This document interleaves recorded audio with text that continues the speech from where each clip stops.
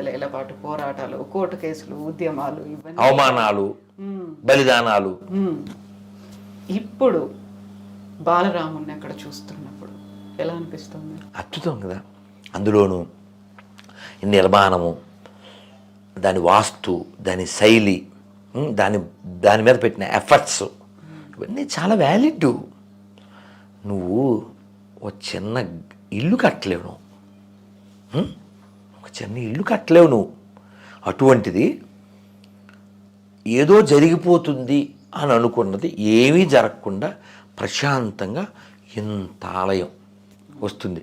ఎవరో ముల్లా గారు ఒక ఆయన అనౌన్స్మెంట్ చేశారు, 22 जनवरी को सब मस्जिद में రామ్ నామ్ జపుకోరు అన్నాడు ఆయన.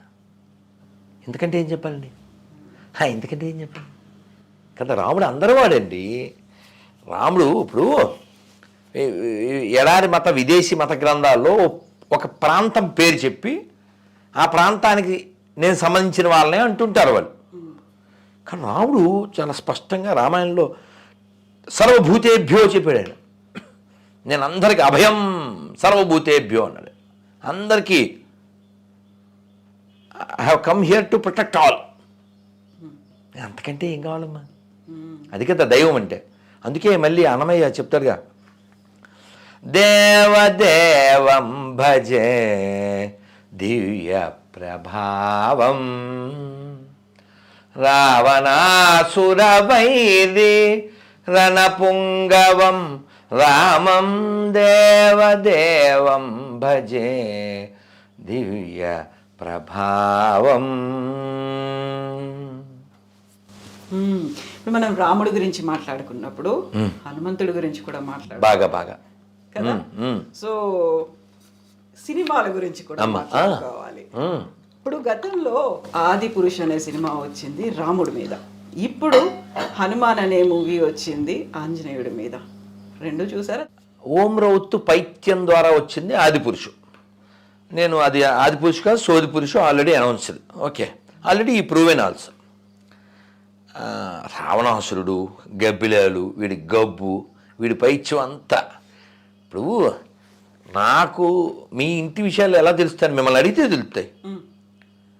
అడిగి తెలుసుకుని ఏదో పేరు చెప్పారు, ఆ పేరుతో దాన్ని మనం దానికి తగ్గట్టు ఉండాలి. మన పైత్యం అందులో ఎంటర్ చేసేసి రావణాసుడు పిశాచాలకి మాంసం తినిపించడం వీడి ఒకటి కాదు. అయితే ఈ హనుమాన్ మూవీ తీసిన వాళ్ళు కొత్త వాళ్ళు, చిన్నవాళ్ళు. ఆ మాటకు వస్తే ఓం రౌత్ లాగో ప్రభాస్ లాగో చాలా వెల్ సెటిల్డ్ వెల్ నోన్ కాదు అసలు. కానీ వాళ్ళు విత్ ఆమన్ రివరెన్స్ ఒక ఏమంటారు భయభక్తులతో తీశారు. ఈ ప్రశాంత్ వర్మ అనే ఈ డైరెక్టర్ నేను చిన్నప్పుడు సరస్వతి శిశు మందిర్లో చదువుకున్నాను.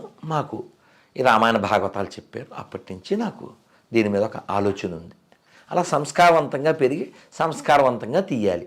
అంతేగాని మొన్న వాడెవడో నీలేష్ కృష్ణ అని అన్నపూర్ణి అని తీసేసి ఒక అర్చకుడు కూతురు మటన్ వండాలి, దానికోసం నమాజ్ చేయాలి, దానికోసం పైన గొడ్డ వేసుకోవాలి, ఈ పైత్యం అంతా మన మీద రుద్దకూడదుగా.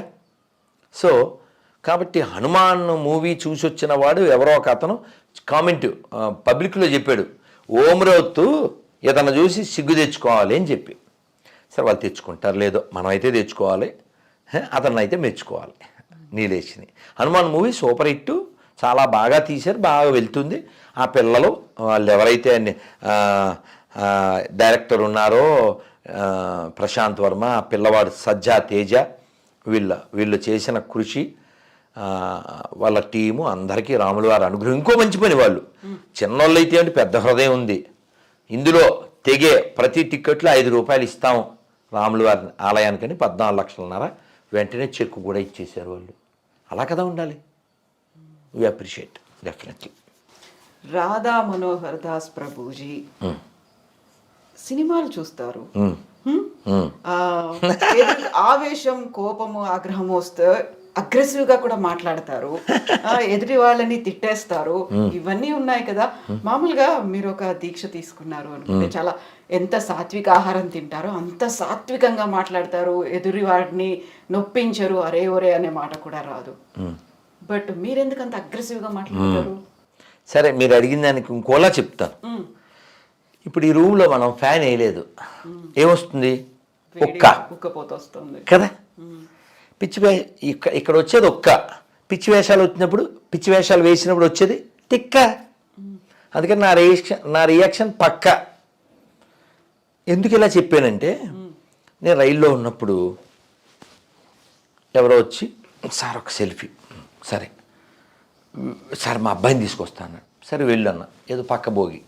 ఇతను వచ్చే లోపల ఇంకా జనం చుట్టూ ఉన్నారు, వాళ్ళతో మాట్లాడుతున్నా. ఇతను ఆ పక్కన వాళ్ళతో అంటాడు, ఈయన బాబు వాళ్ళనే కదండి బాబు, మన వాళ్ళని కూడా ఏం స్పేర్ చేయడు అన్నాడు. చెట్లో కుక్కలను తిట్టేది ఎవరిని? మన వాళ్ళనేగా. ఇంకో మతంలో ఎవరుంటారు? బొందుగాళ్ళు మన వాళ్ళే కదా. ప్లాస్టిక్ హిందువులు మన వాళ్ళనే కదా. ఈతనుండి ఈయన మన వాళ్ళని కూడా ఏం స్పేర్ చేయడండి అన్నాడు. అంటే నన్ను ఎలా రా అన్న, వేలు ఎలాగ అన్న. ఇప్పుడు వేలు పెడగలో పెట్టామనుకో ఏమొస్తుందన్న? ఏమొస్తుంది? షాకు. నువ్వు పెడితే షాక్ అవుతుంది, నేను పెడితే మీకైనా అంతే కదండి. నువ్వు పెడితే షాకు, నేను పెడితే కేకు రాదు. ఎవరు పెట్టినా కేకలే వస్తాయి. కాబట్టి ఎవరిది దోషం ఉన్నా దాన్ని సమానంగా ఖండిస్తాం, అందులో ఏ డౌట్ లేదు. మరి మెత్తగా ఉండొచ్చు కదండి కదా. మీకు వచ్చిన అదే కదా, మెత్తగా ఉండొచ్చు. అంటే మేకు కేకులో దించాలని సుత్తక్కర్లే, కానీ మేకు గోడలో దించాలంటే కదా. మన వాళ్ళు కేకుల్లో లేరు, తిరగేసి ఇంకో పదం వాడాల్సి వస్తుంది. అందుకని అంతే. పోనీ తీగా చెప్తే అర్థమైతే పోనీ చెప్పచ్చు. అలాగే ఇంకో విషయం, నాకు యాక్షన్ చేయలేను నేను. యాక్షన్ చేయలేను, ఉన్నది ఉన్నట్టు. ఇప్పుడు వీడిని తిట్టాలనుకోండి, వీడినే తిడతా. వీడు వెళ్ళిపోయాక వాడి దగ్గర వీడి గురించి చెప్పను. ఎవరిది వాళ్ళకే, ఎవరిది వాళ్ళకి. ఇప్పుడు వాడికి చాలాసార్లు మెత్తగా చెప్తాం, తప్పనప్పుడు ఒక అమ్మ బాబు నాన్న విను అని చక్కగా చెప్తాం. ఎప్పటికీ ఎన్నిసార్లు? కొన్నిసార్లు. కానీ పృథ్వీరాజులాగా ఉండకూడదు. శాస్త్రం ఏం చెప్పింది? రుణశేషం, శత్రుశేషం, అగ్నిశేషం ఉండకూడదు కదా. వాడు 17 సార్లు వెళ్ళిపోయాడు, వీడు ఈయన వదిలేస్తే. వాడికి ఒక్కసారి ఈయన దొరికాడు, కలిపికేశాడు. ఈయన భార్యని సర్వనాశనం చేసేసాడు. అక్కడ పుష్కర్, దాని పేరు రాజస్థాన్ అజ్మీర్లో దర్గా ఉంటుంది. ఆ దర్గా అంటే తెలుసుగా, ఓ శవాన్ని పడుకోబెట్టిందని దర్గా అంటారు, తెలుసా తెలదా? పీనుగండి, పీనుగా. అదే పీర్ల పండగ. పీనుగంటే ఎండిపోయి పడుకోబెట్టిన శవం. ఒకటి నిలబెట్టింది, ఒకటి పడుకోబెట్టింది, అంతే. మనకెందుకు శవాలు? అయితే విషయం ఏంటంటే, ఈ ఆ చిస్తి అని ఏదో ఉంటారో, ఏదైతే శవం అందులో ఉందో అతనే ఈ రాణి సంయుక్తాదేవిని సర్వనాశం చేసి, మానభంగం చేసి అలా చాలామందితో చేయించిన అంత గొప్పోడికి మన ఎదవలు వెళ్ళి చక్కగా చెద్దర్లై కప్పి. కాబట్టి అసలు మన దేశానికి ఇస్లాంతో ప్రమాదం లేదు, క్రైస్తవంతో ప్రమాదం లేదు, నీతోనే ప్రమాదం. నీతో మీన్స్ సెక్యులర్ డాగ్. సో మెల్లిగా చెప్తే వినరు అనేనా? మీలో ఉన్నటువంటి ఒక సున్నితత్వం అంటారు, లేకపోతే మీరు తీసుకునేటువంటి శాకాహారమే తీసుకుంటారు? దాంట్లో పండ్లే, ఇప్పుడు పండ్లే తిన్నా. అగ్రెసివ్నెస్ అనేది అందులో ఎక్కడా కనిపించదు. మనం తినేది ఒక భోజనం, అది కూడా సత్వగుణ భోజనం. ఇది నాది అగ్రెసివ్నెస్ కాదు, ఆవేదన. నాది బాధ. అయ్యో, ఇప్పుడు ఎవరో రోడ్డు మీద పడిపోయారండి, నెమ్మదిగా లేపకూడదు, తక్కువ వెళ్ళి చేయిస్తాం. ఎందుకని? రియాక్ట్ అవుతే ఈ లెవెల్లో లారీ వచ్చి కుద్దేద్ది. వాడిని కావలిస్తే తోసేయాలి. ఎందుకని? అడిగి దెబ్బ తగలచ్చు, చచ్చిపోడు. నేను చేసేది అది. ప్రాణం పోదు. దెబ్బ తగిలిన వల్ల ప్రాణం పోకూడదు, అందుకోసం అంతే. యూజువల్గా ఒక దీక్ష తీసుకున్న వాళ్ళు మాల, నేను నటించను, చెప్పేశాను ముందే. నేను నాలాగే ఉంటా. మొన్న ఏదో పాట పాడాం, ఆ పాటకి షూట్ చేయాలి ఆ గ్రీన్ మ్యాట్ మీద. ఏదో చేయించారు నాతో, ఇలాగా. నేను వాళ్ళతో చెప్పాను, మనదంతా ఈ యాక్షన్ బ్యాచ్ కానే కాదు, ఏదో తప్పక అలా అన్నాం అనుకోండి. సో అన్నమయ్య కూడా తిట్టాడు, 600 ఏళ్ళు అయింది. శంకరాచార్యులు అది తిట్టారు, 2000 సంవత్సరాల పైన అయింది. ఏమని? నటనల బ్రహ్మయ్యకు నా మనస నటించు హరియే కలవాడు, నటనల బ్రహ్మయ్యకు నా మనస డోంట్ యాక్ట్ టూ స్మార్ట్. ఎప్పుడు 600 సంవత్సరాల కింద చెప్పాడు. ఇంకా ఆపరా బాబు నీ నటన అని, నువ్వు ఉన్నది ఉన్నట్టు గ్రహించు, ఈ ప్రపంచం తాత్కాలికము. ఎన్నిసార్లు చెప్పాలి? చేతులు కొడుకుని భోజనం చేయాలి. ఎన్నిసార్లు చెప్పాలి? వయసు 15 ఏళ్ళు వచ్చినాయి, ఇంకా చెప్పాలా? ఓ పీకాలా వద్దా అమ్మ? పీకుద్దా లేదా? పీకపోతే వాడికి అర్థం కాదు కదా. అంతే, నేను కూడా అంతే. చేతులు శుభ్రంగా కడుక్కుని తినండి అని చెప్పినట్లుగా కళ్ళు కడుక్కుని చరిత్ర చూడండి, జరిగింది చూడండి, జరగబోయేది చూడండి, అంతే. మెత్తగా కూడా చెప్తాం. ఇప్పుడు ఇక్కడ ముత్యాలంపాడని ఉంది విజయవాడలో. ఒకరోజు రామాయణం చెప్పాం. హార్డ్లీ 100 మంది వస్తే గొప్ప. రామాయణం చెప్పినట్టు ఇలాగా మడతెట్టు ఏముండదు కదండి. మెత్తగా తీయగా చెప్పాం. యాక్సెప్ట్ చేయలేదా? ఎంతమంది చూశారు ఆ వీడియోలు? గట్టిగా 21 రోజుల్లో రోజు 2 గంటల వీడియో, 2 గంటల ఉపన్యాసం, 100ల మీదే చూశారు. అంటే తీగా చెప్తే నువ్వు వింటలేదు, అది విషయం. మెత్తగా చెప్తే నువ్వు వింటలేదు, నువ్వు జరగదు. అయితే ఇప్పుడు మీరు ఒక మాట అన్నారు, జరగబోయేది కూడా. ఇప్పుడు అయోధ్య అయిపోయింది, కాశీ మధుర బాకీ హే అనేది వినిపిస్తోంది. మీరు ఇప్పుడు ఇంకొక మాట కూడా చెప్పారు, కృష్ణుడి గురించి కూడా చెప్పారు. కాబట్టి నెక్స్ట్ నేను అనుకుంటున్నానంటే కాశీది అయిపోతుంది. ఎందుకంటే కాశీ ఆల్రెడీ అంటే మ్యాక్సిమం అయిపోయింది. అక్కడ మచ్చ మాత్రం అది మిగిలిపోయింది, ఆ శిథిలం. ఆ శిథిలం తీసేస్తే కంప్లీట్ అయిపోతుంది. ఏముంది అంటే అక్కడ గుడి కట్టేస్తే అయిపోతుంది అంతే.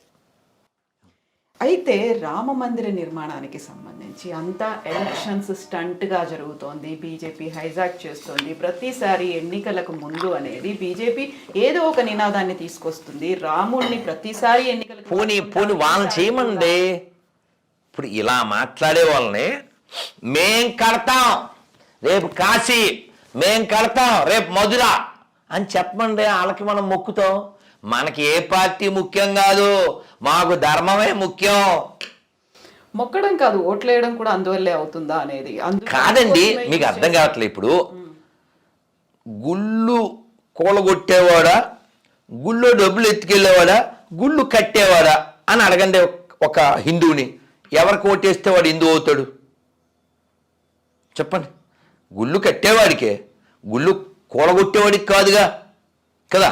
ఇప్పుడు కాంగ్రెస్ పార్టీ ఉంది, అతని పేరేంటి? జోకర్ ఉంటాడు, ఏం పేరు? పప్పు. ఈ రాహుల్ విన్సీ ఉన్నాడు, అతను స్పష్టంగా ఉన్నాడు. ఏ విషయంలో? మేము మా పార్టీ ఈ దేశానికి ధర్మానికి వ్యతిరేకం. చాలాసార్లు ఓపెన్ అయ్యాడు అతను.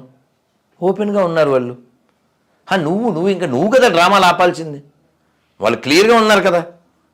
ఇప్పుడు కేజ్రీవాల్ని పిలిస్తే వస్తాడా? అతను చెప్పాడు నేను క్రిస్టియన్ అని చెప్పాడు. పేరేంటి? అరవింద్. హనుమాన్ చాలీసా పారాయణాల్లో పాల్గొంటున్నారు. ఎవరు? అరవింద్ కేజ్రీవాల్. మొన్నటి నుంచి గుడ్ న్యూస్. తెలియదే, పర్లేదే. 6వ తారీఖు నుంచి కార్యక్రమాలు అనేది అయోధ్యకు సంబంధించి జరుగుతుంది. రావుడు ఏమైనా చేస్తాడు. Very good. అందరు మనోళ్ళే. ఇక్కడ ప్రాబ్లం ఏంటంటే వీళ్ళు వాస్తవాన్ని వదిలేసి తాత్కాలికమైన దానికోసం వాతావరణం పాడు చేస్తున్నారు. ఉదాహరణకి ఢిల్లీ ఉందమ్మా. ఢిల్లీ పేరేంటి? అసలు పేరు హస్తినాపురం. హస్తి అంటే ఏనుగు. చాలా ఏనుగులు ఉండేయంట అక్కడ. ఏనుగును పోషించడం అంటే ఎంత బలిసి ఉండాలి అతను, అంటే ఆ రాజ్యం ఎంత స్ట్రెంత్ ఉండాలి, ఎంత ధనం ఉండాలి, ఎంత సంపద ఉండాలి. అది హస్తినాపురం. రిచెస్ట్ ప్లేస్, బాగా పవర్ అపులెన్స్ ఉన్నటువంటి ప్లేస్ కదా. అయోధ్య అంటే అర్థం ఏంటి? ఎవరి చేత జయించబడింది. ఈ పదాలు ఏంటివి? సంస్కృతం. ఎవరిది? మనది కదా. నువ్వేమో బొంబాయి సినిమా చూసి సాంగ్లు పడతావు, అరబిక్ కర్లాందం అని కదా. అయితే మోదీ కూడా ఎన్నికల్లో గెలుపు కోసమే రామ మంత్రాన్ని చెప్పిస్తున్నారు. అందులో హడావిడిగా ఇప్పటికీ నిర్మాణం కంప్లీట్ అవ్వకుండానే ప్రారంభోత్సవం కాదమ్మా. ఇప్పుడు నిన్నో మొన్నో వచ్చి ఎవరైనా మొదలు పెడితే మీరు అనొచ్చు. ఎప్పటి నుంచో దానికోసమే కదా ఉన్నారు. మీకు అర్థం కావట్లే. ఇప్పుడు మీరు కాశ్మీర్ వెళ్ళగలరు, నేను వెళ్ళగలను. నేను వెళ్ళొచ్చాను 2019, కానీ మేము ఓన్లీ అమ్మవారి వైష్ణోదేవి దర్శనం మాత్రమే చేసుకున్నాం. అప్పుడే దాంట్లో 370 ఆర్టికల్ తీసిన కొత్తలో వెళ్ళాం. నేను శ్రీనగర్ వెళ్ళాలని అడిగాను. ఇప్పుడు వెళ్తే రాలేరు, ఇంకా వాతావరణం ఏం సెట్ అవ్వలేదు అన్నారు. కానీ ఇప్పుడు మామూలుగా మనం వెళ్ళిపోయి సెల్ఫీలు తీసేసుకోవచ్చు. ఎక్కడ? లాల్ చౌక్లో. మొన్న ఆ రాములు వారి అక్షంతలు ఊరేగింపు జనవరి 1, ఆగస్టు 15 బ్రహ్మాండంగా మామూలుగా మన ఊళ్ళో జరిగేస్తున్నాయి. ఎందువలన? ఎవరి వలన? ఎందువలన? ఎవరి వలన? నువ్వైతే పాత బస్తీలో కరెంటు బిల్లు తేలేవుగా. సో కాబట్టి ఎవరైతే వాతావరణాన్ని శాంతియుతంగా, ఇప్పుడు జమ్మూలో కాశ్మీర్లో ఇప్పుడు రైలు నడుస్తుంది తెలుసు మీకు? తెలుసా? అంతకుముందు ఫెయిల్, ఇప్పుడు రైలు. కాబట్టి ఈ బెయిల్ బ్యాచ్ గురించి మనం ఏంటి మాట్లాడేది కదా? నువ్వేం చేయలే, నువ్వేం చెయ్యవు, నీ కనీసం రామ అంటే మీనింగ్ తెలదు, ఓన్లీ కేవలం గట్టు మీద కూర్చొని కబుర్లు అంతేగా. ఈ గట్టు బ్యాచ్ ఎందుకమ్మా చెప్పండి? ఏం చెప్పాలి వాళ్ళకి మనం? ఆడైతే వాడు ఏం చేయడు కదా. ఈ కామెంట్లు కామెడీలు చేసేవాడు అయితే గుడి కట్టడు, అంతవరకు గుడికే రాడు. ఆడు గుడి కట్టడు కాదు, గుడికే రాడు. వాళ్ళు మరి కామెంట్లు చేయకూడదుగా. నువ్వు అనుకో, వాడు అనుకున్నట్టే అనుకోని, నువ్వైతే చేయుగా. కాబట్టి చేసేవాడిని ఎలా చెరగొడతావు? ఇది రాముడిని ఎలా? This country belongs to Ram. Ramayanam పుట్టిన నేల, భగవద్గీత పుట్టిన నేల. సీలు పొంగిన జీవ గడ్డయు పాలు బారిన భాగ్యసీమయు వరలినది ఈ భరత ఖండము. భక్తి పాడర తమ్ముడా.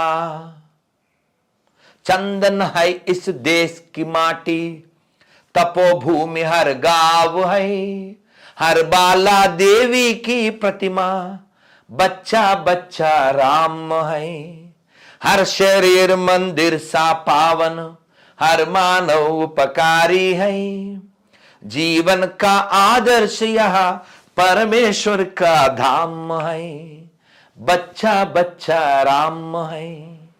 ఇది మన ఆదర్శం, ఇది మన దేశం. కాబట్టి అంతటా దైవాన్ని చూస్తూ, మట్టిలో కూడా అమ్మని చూస్తూ, ప్రతి శరీరం ఒక దేవాలయం, ఇలా చెప్పగలిగే తత్వం ఇంకోటి ఉంటే చెప్పు, మనం జంప్ అయిపోదాం. పార్లమెంట్ ఎన్నికలు రాబోతున్నాయి. ఇప్పుడు దేశవ్యాప్తంగా రామనామ నినాదం అనేది వినిపిస్తుంది. ప్రతి చోట జనవరి 22న మేము ఏదో రాముడికి సంబంధించినటువంటి కార్యక్రమాలు, కళ్యాణాలు, ప్రారంభోత్సవాలు మీరు కూడా అటెండ్ అవుతున్నట్టు వెళ్తున్నాగా చాలా చోట్ల. సో దాన్ని ఇప్పుడు హిందువుల్ని మళ్ళీ ఏకం చేయాలి అనేది, అంతా తమ వైపే ఉన్నారు, మా వైపే ఉన్నారని చెప్పుకునే ప్రయత్నంలో బీజేపీ ఉంది అనేది ఎజెండాగా ముందుకెళ్తున్నారు. ఈసారి మెజారిటీ